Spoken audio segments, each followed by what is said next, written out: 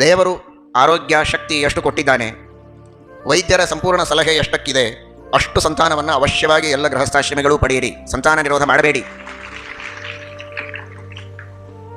ಎಷ್ಟು ಮಕ್ಕಳನ್ನು ನಿಮಗೆ ಸಾಕುವುದಕ್ಕೆ ಸಾಧ್ಯ ಇದೆ ಅಷ್ಟು ಮಕ್ಕಳನ್ನು ಸಾಕಿ, ಇನ್ನುಳಿದವರನ್ನು ನಮ್ಮ ವಿದ್ಯಾಪೀಠಕ್ಕೆ ಕಳಿಸಿ.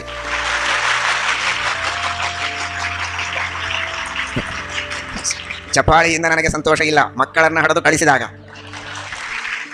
ಹೆಣ್ಣು ಮಕ್ಕಳಾದರೆ ವಿದ್ಯಾಪೀಠದಲ್ಲಿರುವ ವಿದ್ಯಾರ್ಥಿಗಳಿಗೆ ಕೊಟ್ಟು ಮದುವೆ ಮಾಡಿ.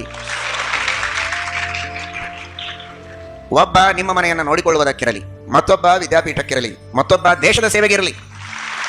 ದೊಡ್ಡ ರಾಜಕಾರಣಿಯಾಗಲಿ, ಅವನನ್ನು ಭ್ರಷ್ಟ ರಾಜಕಾರಣಿಯನ್ನಾಗಿ ಮಾಡಬೇಡಿ. ಅತ್ಯಂತ ಸಾಧು, ಮನೆಯಲ್ಲಿ ಎಲ್ಲ ನಿಷ್ಠೆಯಿಂದ ಧರ್ಮವನ್ನು ಆಚರಣೆ ಮಾಡಬೇಕು. ಶುದ್ಧ ವಿಷ್ಣು ಭಕ್ತನಾಗಿ ಧರ್ಮಾಚರಣೆಯನ್ನು ಮಾಡಿ ಶುದ್ಧವಾದ ಮಡಿಯಲ್ಲಿ ಧಾಬಳಿ ಉಟ್ಕೊಂಡು ಪಾರ್ಲಿಮೆಂಟ್ ಒಳಗೆ ಕೊಡಬೇಕು. ಅವನು ಹೇಳೋ ತಾತ್ಪರ್ಯ, ಇದಂ ಕ್ಷಾತ್ರಂ ಇದಂ ಬ್ರಾಹ್ಮಂ.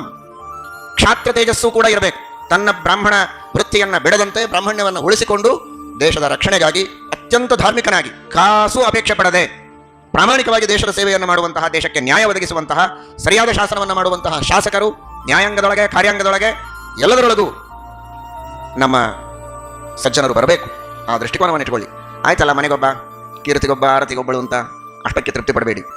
ನಿಮ್ಮ ಕೀರ್ತಿ ಆಯಿತು, ದೇಶದ ಕೀರ್ತಿ ಬೆಳೆಯಬೇಕಲ್ಲ, ಶಾಸ್ತ್ರದ ಕೀರ್ತಿ ಬೆಳೆಯಬೇಕಲ್ಲ. ಕೀರ್ತಿಗೊಬ್ಬ ಸರಿ, ನಿಮ್ಮ ಕೀರ್ತಿಗೊಬ್ಬ, ಶಾಸ್ತ್ರದ ಕೀರ್ತಿಗೊಬ್ಬ, ದೇಶದ ಕೀರ್ತಿಗೊಬ್ಬ.